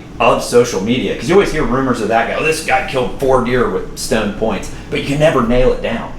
You're like, maybe he did. And I've met some phenomenal guys. I'm sure people out there that have done it that aren't even in the spotlight. They don't even have the Bison has no interest in being in the spotlight. Right, dudes have a lot of kills. A lot of stuff. So I'm not saying that the only way to prove it is that's the only way to prove it is not even just video or pictures, because now it's so easy to shoot it with a rifle. People accuse people of that all the time. I'm just gonna start doing AI. I shot with a rifle and stuck an arrow in it. That's why I started doing videos. I want to prove to people that this works. Yeah. Right. And then of course when I was younger, I wanted to try to prove to everybody that I was really awesome. Yeah. And then you start losing some of that. It's more so I'm trying to prove to people that this works, so they the animal is the vehicle in which you take people on the journey of the hunt. Did you have dudes that were? It's not about the kill. It's about everything that led up to the kill. But you have to have the kill to validate the process. Did you have dudes that that's were like what that's what that animal like early represents. on? Did you ever have that? Yeah. What now? You ever have dudes early on that were like, he's faking it? Oh yeah, for sure. And you're like, how would I do that? Yeah, they watched that one Antler video, the first one, and they're like, no, he threw over it, and I was like, and then it's CG. He CG'd it. Yeah, CGI like Lord of the Rings. Yeah, and it's like you can see it running away with a spear in it, like briefly. You know what I mean? He's like, no, you can slow it down, and you can see it goes right over its back. It's delusional, right? And I'm like, you're just doing anything you can to. You just come back in and be like, dude, that was my first throw. That was for windage. Yeah. The spear in it is my second one. Mm-hmm. All right, let's kick that one out because I only got just a couple more, and then we'll wrap this up. And one, we don't need to talk about this a ton, but I really wanted to bring this one up, and that is hunting with bone points. That's just something Joe's got some experience, at least with working it. Mm-hmm. You'll be able to talk, especially as a guy that works edges for a living. I mean, so Jason. HoboForge survival here. I mean, building knives all day that are insanely crazy, scary sharp, and hold an edge exceptionally well. But if I hand you a piece of bone and I'm like, with all your professional skill and modern tools, can you get a really sharp edge on a piece of bone? The animal is going to dictate the consistency of the bone and how highly polished you can get that bone. Because in reality, you're not sharpening the bone; you're polishing an edge. Is really what you're doing. Whether you're doing can't get a burr. Whether you're burnishing an edge on it. At the end of the day, though. Anything that I've learned, and I've tried any sort of the heat tempering, I've tried to carve little serrations into them, anything, it's always been basically a butter knife. The heat usually makes it worse. I mean, I've never ever seen a piece of bone that would be like a rock that you could shave with. Right. No. I mean, even with as sharp as you can get one with modern stuff, not just grinding it or shaving it with flint flakes, I've never seen one as sharp. We've talked about it to where you're putting a day into making one with primitive tools. Compared to how many you can make with a rock. Right. But anyway, that's And it's like to wrap that up. I have big grindstones and I'm running sand, and I've done a lot of it. I've shaped several. I use them for other utilitarian tools that aren't projectile points, such as for fleshing, for graining hides, so on and so forth. Works great for that because you don't need the same kind of edge that you need for laceration and killing. Right. So bone tools have a place. Primitive technology, but it's not necessarily. You don't need to force a round peg, square peg, a round hole, or whatever. It doesn't need to be there because by the time you have a setup to work it and use it, you don't have access to nappable stone. Right. I mean, guys would the most efficient way to work it is with nappable stone by shaving it as opposed to grinding. You have to well, if you've got nappable stone, Even why stone is your initial scoring, like you're starting with a bone, right? Say a sectional leg bone, you're scoring it anyways, and you can use small stone chisels. By the time you're doing all that, you have stone. Yeah. You know what I mean? You need stone to work bone. So the tough part is, well, they're just like, well, what if we don't have flint in the area? Right. Then we're going to use this. Well, then if you don't have that, you're only grinding. So if you're only grinding and you're using only primitive tools, you're looking at like an entire day to make a projectile. I've mapped it out. We've timed it. I've tried it wet. I've tried it dry. I've tried seasoned bone. I've tried green bone. Right. If you guys want to do it, I've tried red bone. Make and needles. blue bone. Make needles out of needle bones and sewing alls. Find something else to do with it. Yeah. Right. Yeah. But I think the misconception is that people are like, well, bone is softer, so it's going to be easier to work. On and a it's belt like, sander. Yeah. But it's not easier to work. Yeah. Exactly. On a belt sander, it's done, and that's what they want to do. And they want to see that you show that you can kill stuff with it, so they can go and be done. The people that are really interested in always wanting to know bone stuff, I think it's because they're either not really good at flint napping or they don't want to put the time into it. And so they think, well, the bone is softer than stone, so therefore I can make an arrowhead much faster. And it's like, that's the opposite, because conchoidal fracture, I can reduce it out of a rock really fast. Let's say in 30 minutes. What makes somebody feel like it's a more available resource? I mean, I think about where I live, of course, with roadkills. So I did a whole video on that. You can go find it, but if you're completely relying on, I'm going to find a carcass in the woods, most of that's already broken down. Right. It's not the kind of bone you want to use for that. Well, if you've got kills, then you've got a renewable resource. If you've got kills, you already have stone points. That's where I'm at with it. Or you trapped it. Yeah. And you have to have a big animal to make decent projectile points. Yeah. You're not going to make a projectile point out of a squirrel. I mean, I guess if you want to make a pinpoint, then I could go snap a locust thorn off and go pitch glue, and I've got one. Or I can just shoot it with a flat arrow. It's just not super contextual. The amount of time that goes into it, and it's not. There's no real benefit. What about shooting to fish, it. though? Yeah, like using conical points. Yeah. Now you're going to get good penetration, but like those pinpoints. Yeah.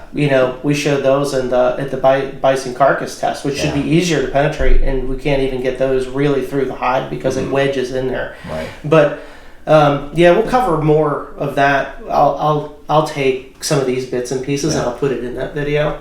So we'll just cut this section out. Save it. If you have kills, save that stuff out of your kills to make other things. You can make ornate things with it. You can use it as whatever. We got one more and then we'll wrap. So last one to talk about is, not only can we talk about maybe the application of using the atlatl with big versus small game, but also I get a lot of people that are asking questions all the time about, well, will I do a blowgun video? Well, why don't I hunt with like throwing sticks, rabbit sticks, boomerangs, that kind of stuff? And to me, and then everybody can put in their own, kind of thoughts on it. But to me, if I'm walking around and I've got a bow and arrow, I've got everything I need right there. I carry blunts. I don't shoot rabbits with stone points unless I really have to. For the most part, I'm blunting them because I can just kill them with that. Right. And then I've got stuff for big game and small game. But so why would I carry something else? Now on my quiver, I've got a knife, and people have seen me use that to plunge and finish stuff off. So I don't need to shoot it and then run it over and beat it to death. Like, I don't need to do that. If I have to, I got a knife, but that knife can be used for skinning and everything. But I just don't need to carry that extra. I mean, like with a rabbit, I just step on them.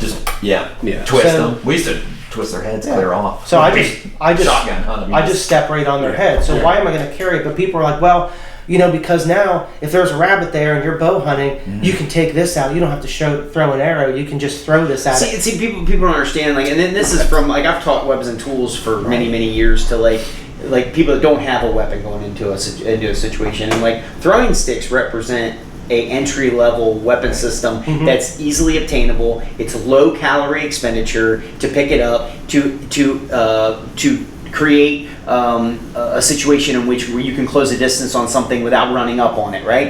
And it's designed to get first meal, which begats resources for your next weapon system. So the rabbit stick leads to the atlatl. the atlatl leads to the bow and arrow. You know, it's like the long-term primitive living survival mentality is it's the same thing with your shelter. You may start as a debris hut, but you need it to end up as a raised bed with, you know, with waterproofing and, you know, in that kind of situation. So rabbit stick's kind of a thing in and of itself. I mean, if you're going to rabbit stick hunt, then just carry the damn rabbit stick. If you're going into full survival, you're not going to make a bow in a day. You're going to make an atlatl. It takes time. Like you've always said, atlatl is the truest primitive weapon system because it's a stick and another stick. Yeah. But a rabbit stick's something I'm picking up right away. Right. Because I can beat something over the head with it. I can throw it at something. You know, I can use it as. I mean, whap stick. Realistically, I mean, that's exactly right. But a whap stick's perfect for small stuff. Yeah, not necessarily rabbits, but it's great for small kids. Yes. Cut yourself a switch, boy. You know, same thing with like a blowgun. I'm not going to carry a blowgun with me while I'm. It's a very involved. And we'll get into the blowgun thing. He's done a tremendous amount with a primitive blowgun, and I'm sure we don't know anything about that. Everything about it. There's other guys out there that are doing some stuff. Would love to hear from them. Yeah, we could probably have folks reach out to us and we could talk about it more. But realistically, I can't take a real primitive blowgun. Sure, you can take the new ones like Tim Wells does with the broadheads, and you can kill, you know, hogs or deer, bear, or whatever. Technically, not the most efficient thing, but it's doable, fun to watch. I get it, got nothing against it. But to take a real primitive blowgun, you're not going out deer hunting with this thing. So this is for like kids or old people. Maybe women, you know, that are around camp that are like hunting birds and rabbits around their Go back to gardens. the kids on the platform. Yeah. The kid on the platform can't do it's still a way but he can go. It's still a way to get started. You're still learning to hunt. That's like a kid hunting with a BB gun. Absolutely. The same idea. Yeah. So he's still gaining experience. He might be trying to blowgun dragonflies or moles small or gophers or anything. So, but you know, people ask me all the time, well, why don't I really do that? And I'm like, because I'm onto the bow and arrow. So, like, I'm way past it. Now, I have messed with it, but I look at it just going, all the time that I'm going to put into doing this, I would much rather just carry a blunt. So to me, it's not efficient at this point. I understand the practicality of it, but the same thing with the throwing stick. I'm not going to carry something just to switch when I've got a blunt. I can hit that swallow with a blunt easier than I can look with at a blunt. guys that are doing it. Yeah, or even easier than a rabbit stick. I mean, a rabbit stick, like I said before, man, it's not very good. I'm getting rid of the rabbit stick as I upgrade my weapon system because if I'm throwing an atlatl, my thrower is a rabbit stick. And then arguably, so even like within that evolution, we look at where the blowgun's employed now, where that's the real deal. There's very precise like poisons made, and it's like we're not messing with that, not here. And those somebody else has experience or have lived with people that actually do that, know how to cook it out and know how that works, and they're bold enough to like go. That's awesome, dude. That's amazing. I'm sure very hard to shoot right there. It works great. A bow in that really thick jungle where you can slide this blowpipe up between the branches. To stick a monkey or a bird. It's the poison, not the implement. But they're also not really. The implement's the delivery. It's the delivery system. Yeah, they're not out hunting. You know, I can kill you with a syringe too. Right. It just has to be loaded. Right. Right. They're not out hunting deer and jaguar and hogs and stuff with these things. Not typically. Right. You know what I mean? There are some poison applications, and there are always going to be somebody that's like, oh, well, you know, look at these people that do kill this. It's like there's still the poison application. There's always something. Everything's been done. Right. There's no doubt about it. I mean, everything's been tried. But that's when people ask why with the bow and arrow in the book, in the application of poisons. Yeah. And it's like, we don't know, man. We don't know. I'm sure. Yeah. I'm sure they did. Yeah, but as far as like the rabbit stick stuff or the Kylies, the straight flying boomerangs, like stuff's cool, don't get me wrong. I like the Choctaw sticks too, where they have videos of guys going out in big groups with dogs, and it's just a club. They have like 4 or 5 of them, and it probably takes, with steel tools, you can probably make one of those in no time. You just cut a hickory and you get 5 or 6 out of it, and then you've got them. You're chucking them at rabbits. But typically, I mean, Vastin and I went out because he's got a ton of rabbits down at his place. So we'll drive and then just stop along the way, even if we're going somewhere. Right. We're walking. It doesn't matter. We went on a rabbit hunt specifically with just a rabbit stick that had no foiling in it at all, and then like a straight flying boomerang, and basically anything we could throw at. But I even got to a point. I'll get to this, but we were throwing at the rabbits, and he's got a ton of rabbits, and he can throw stuff like really good. I'm great at throwing an atlatl, but I'm not as good with one of those or even a rock or something like that. I throw the atlatl really good. That's how my mind works because that's what I'm trained in. But he's a really good throw with like a spear. He's a really good throw with a rock, and 0 kills. Yeah. We've got rabbits just sitting there at 10 yards, and over, they either get out of the way, or you could get lucky and one would run into it. We've had some close calls. We even hit a couple that just ran away, no kill. So we were like, we're going to do it. We're going to go out and kill some rabbits with this. And after all of that, we go out with a bow and arrow and smack them with a blunt, kill them really fast. Right. So then, of course, now after all of that, because at that point we're trying to be efficient, so we're like driving around looking for rabbits just to try to throw. So then by the end of it, we're laughing so hard about it because we're just not killing anything. We're literally stopping, and he's got cows, so there's cattle standing out there at 30, 40 yards. So I'm like, I'm going to take this Kylie and I'm going to hit this cow with it, you know what I mean? And we end up throwing this thing, and they catch planes, and they go up, they go down, they go to the side, they do all kinds of stuff. You got to really train with that. You think that we had to work real hard just to hit a cow. You think something like that? Do you think something like that? Because this is going to come up. Do you think something like that was?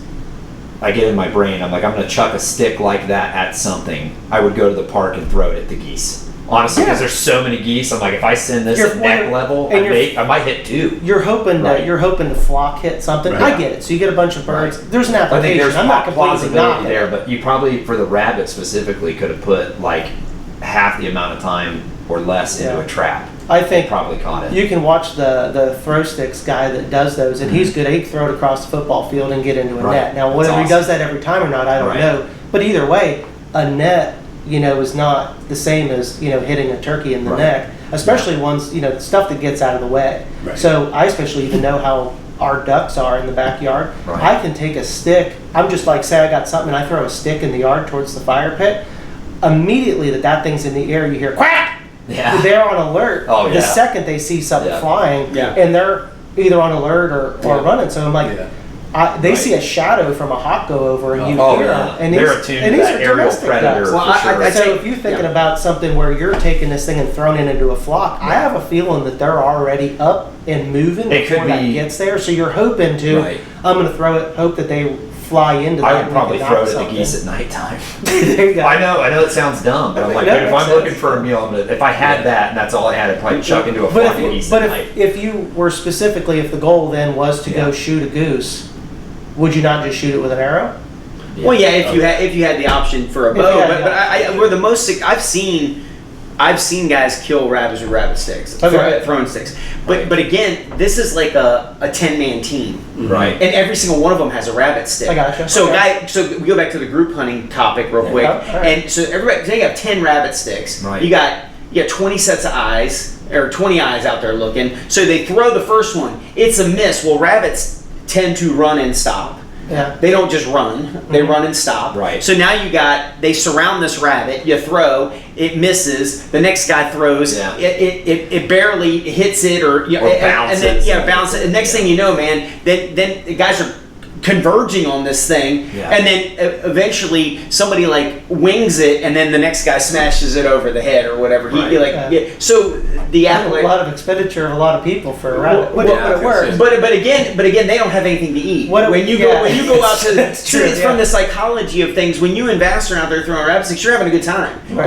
You're just trying to validate a practice. Well, what if I told you you're going to eat and not going to eat for the next week unless you kill one with a stick? Well, I bet you'd carry 5 sticks. Yeah, you see what I'm getting at? It's like, now you're going to throw just one stick and laugh about it. Right. Or, I was almost there. Well, there's no almost. Yeah. You either, it's the same thing. It's like, if I told you, you're just like, well, how do you make a bow and arrow? It's like, well, you just take a piece of wood and, remove everything that isn't a bow. And it's like, well, I don't know how to do that. Well, if I told you you'd never eat again until you figured it out, I bet you'd figure it out. Well, for sure. So, but I mean, I still look at that though, which I get the survival aspect of it. Sure, but would you think that a passive method would be more effective to set traps in that method? Not in a timeline. Not if you have multiple people. Well, yeah, if you got multiple people, then you're doing the same thing. You're walking and pushing, and you're getting stuff to move. Well, here's one of the other deals though. So I still look at that going, well, to make a rabbit stick, I'm not far off of doing an atlatl at that point. Well, no, these guys are just picking a stick up out of the woods. Right. They're not actually trying to create some aerodynamic,